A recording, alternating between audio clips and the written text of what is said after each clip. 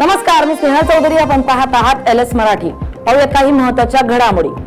शिवसेना ठाकरे गटाने संसदीय पक्षाची बोलावली बैठक. उद्या सकाळी 11 वाजता संसदीय कार्यालयात बैठकीला अनुपस्थित राहणाऱ्या खासदारांवर शिवसेना कारवाई करणार.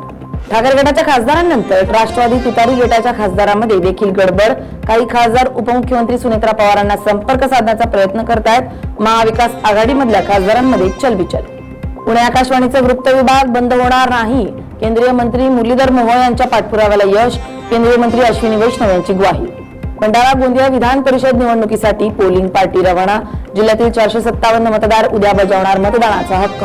जीव महत्वाचा, शॉर्टकट नको. अंबरनाथ बदलापूर रेल्वे मार्गावर पोलिसांचं झिरो डेथ अभियान. मोरिवली परिसरात 3 वर्षात 40 जणांचा मृत्यू.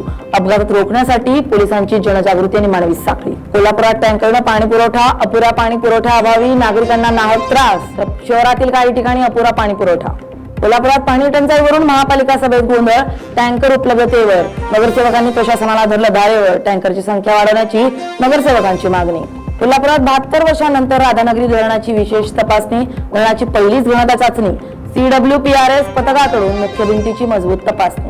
अकोल्याच्या अकोटमध्ये जोरदार पावसाची हजेरी. पावसामुळे परिसरातील नद्या नाले वाहू लागले. परिसरातील नागरिकांकडून समाधान व्यक्त. रायगडच्या कोथुर्डे धरणातील मगर मानवी वस्तीत मगर वनविभाग सिस्केपच्या मदतीनं सुरक्षित रेस्क्यू. वन्य प्राणी आढळल्यास वनविभागाला संपर्क साधण्याचं आवाहन.